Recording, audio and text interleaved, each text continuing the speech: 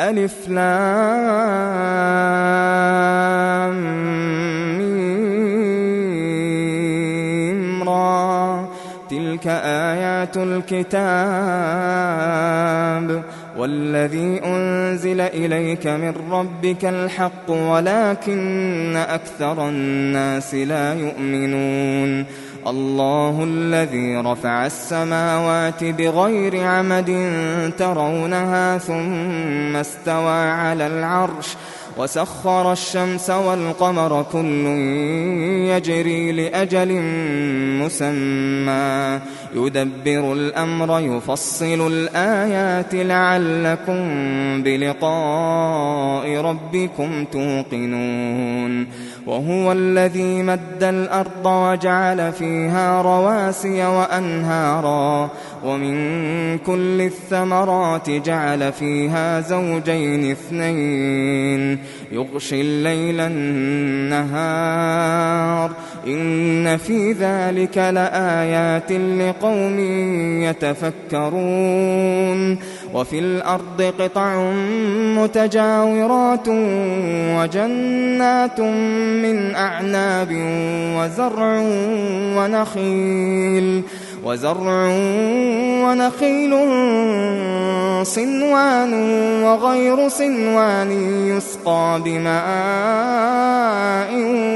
واحد ونفضل بعضها على بعض في الأكل إن في ذلك لآيات لقوم يعقلون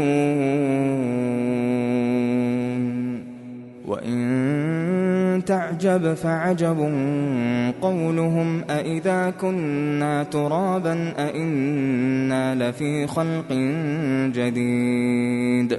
أولئك الذين كفروا بربهم وأولئك الأغلال في أعناقهم وأولئك أصحاب النار هم فيها خالدون ويستعجلونك بالسيئة قبل الحسنة وقد خلت من قبلهم المثلات وإن ربك لذو مغفرة للناس على ظلمهم وإن ربك لشديد العقاب ويقول الذين كفروا لولا أنزل عليه آية من ربه إنما أنت منذر ولكل قوم هاد الله يعلم ما تحمل كل أنثى وما تغيض الأرحام وما تزداد وكل شيء عنده بمقدار عالم الغيب والشهادة الكبير المتعال سواء منكم من أسر القول ومن جهر به ومن هو مستخف بالليل وسارب بالنهار له معقبات من بين يديه ومن خلفه يحفظونه من أمر الله إن الله لا يغير ما بقوم حتى يغيروا ما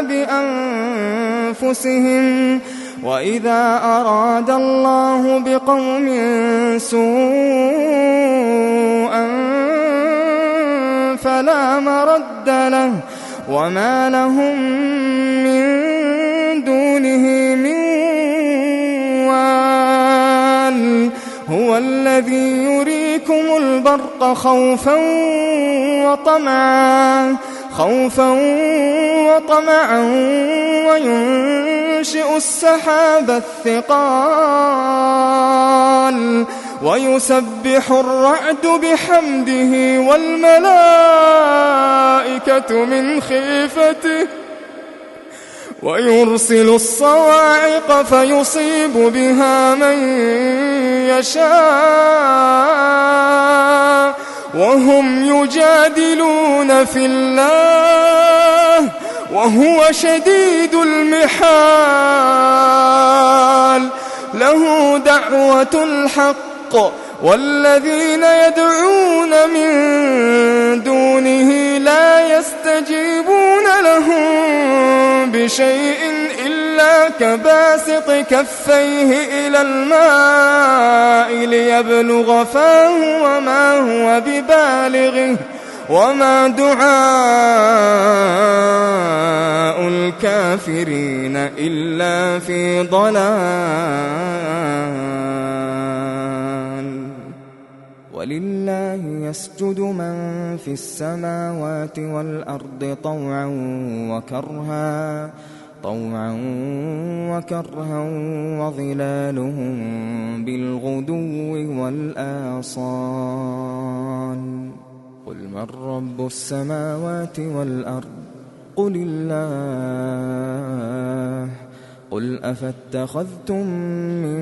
دونه أولياء لا يملكون لأنفسهم نفعا ولا ضرا. قل هل يستوي الأعمى والبصير أم هل تستوي الظلمات والنور أم جعلوا لله شركاء خلقوا كخلقه فتشابه الخلق عليهم. قل الله خالق كل شيء وهو الواحد القهار. أنزل من السماء ماء فسالت أودية بقدرها فاحتمل السيل زبدا رابيا ومما يوقدون عليه في النار ابتغاء حلية أو متاع زبد مثله كذلك يضرب الله الحق والباطل فأما الزبد فيذهب جفاء وأما ما ينفع الناس فيمكث في الأرض كذلك يضرب الله الأمثال للذين استجابوا لربهم الحسنى والذين لم يستجيبوا له لو أن لهم ما في الأرض جميعا ومثله معه لافتدوا به أولئك لهم سوء الحساب ومأواهم جهنم وبئس المهاد. أفمن يعلم أنما أنزل إليك من ربك الحق كمن هو أعمى إنما يتذكر أولو الألباب الذين يوفون بعهد الله ولا ينقضون الميثاق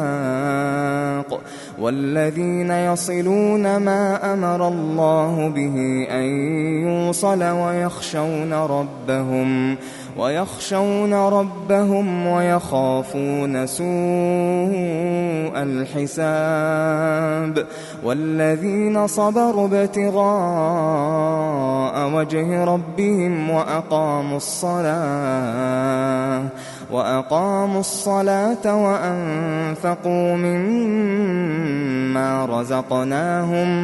وأنفقوا مما رزقناهم سرا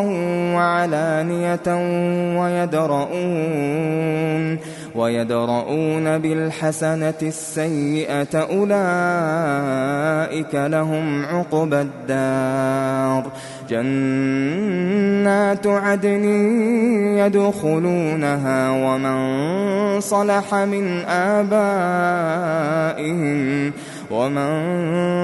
من آبائهم وأزواجهم وذرياتهم والملائكة يدخلون عليهم من كل سلام عليكم بما صبرتم فنعم عقبى الدار. والذين ينقضون عهد الله من بعد ميثاقه ويقطعون ما أمر الله به أن يوصل ويفسدون في الأرض أولئك لهم اللعنة ولهم سوء الدار. الله يبسط الرزق لمن يشاء ويقدر وفرحوا بالحياة الدنيا وما الحياة الدنيا في الآخرة إلا متاع وفرحوا بالحياة الدنيا وما الحياة الدنيا في الآخرة إلا متاع. ويقول الذين كفروا لولا أنزل عليه آية من ربه قل إن الله يضل من يشاء ويهدي إليه من أناب. الذين آمنوا وتطمئن قلوبهم بذكر الله ألا بذكر الله تطمئن القلوب ألا بذكر الله تطمئن القلوب. الذين آمنوا وعملوا الصالحات طوبى لهم وحسن مآب. كذلك أرسلناك في أمة قد خلت من قبلها لتتلو عليهم الذي أوحينا إليك وهم يكفرون بالرحمن. قل هو ربي لا إله إلا هو عليه توكلت وإليه متاب. ولو أن قرآنا سيرت به الجبال أو قطعت به الأرض أو كلم به الموتى بل لله الأمر جميعا أفلم ييأس الذين آمنوا أن لو يشاء الله لهدى الناس جميعا. ولا يزال الذين كفروا تصيبهم بما صنعوا قارعة أو تحل قريبا من دارهم حتى يأتي وعد الله إن الله لا يخلف الميعاد. ولقد استهزئ برسل من قبلك فأمليت للذين كفروا ثم أخذتهم فكيف كان عقاب. أفمن هو قائم على كل نفس بما كسبت وجعلوا لله شركاء قل سموهم أم تنبئونه بما لا يعلم في الأرض أم بظاهر من القول بل زين للذين كفروا مكرهم وصدوا عن السبيل ومن يضلل الله فما له من هاد. لهم عذاب في الحياة الدنيا ولعذاب الآخرة أشق وما لهم من الله من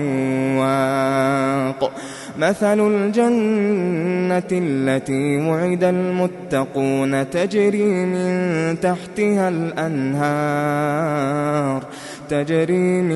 تحتها الأنهار أكلها دائم وظلها تلك عقبى الذين اتقوا وعقبى الكافرين النار. والذين آتيناهم الكتاب يفرحون بما أنزل إليك يفرحون بما أنزل إليك ومن الأحزاب من ينكر بعضه قل إنما أمرت أن أعبد الله ولا أشرك به إليه أدعو وإليه مآب وكذلك أنزلناه حكما عربيا ولئن اتبعت أهواءهم بعدما جاءك من العلم ما لك من الله من ولي ولا واق ولقد أرسلنا رسلا من قبلك وجعلنا لهم أزواجا وذرية وما كان لرسول أن يأتي بآية إلا بإذن الله لكل أجل كتاب يمحو الله ما يشاء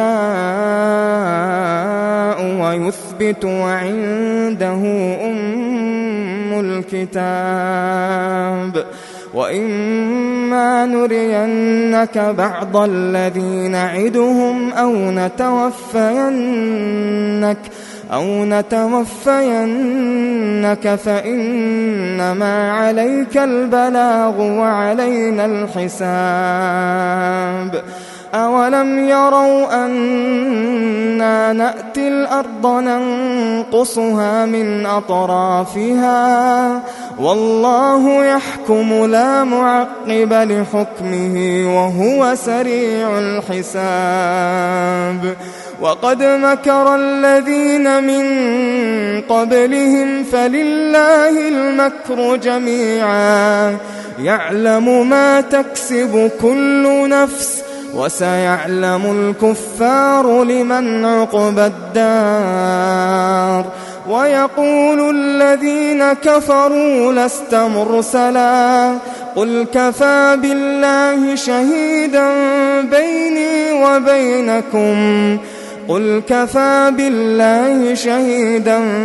بيني وبينكم ومن عنده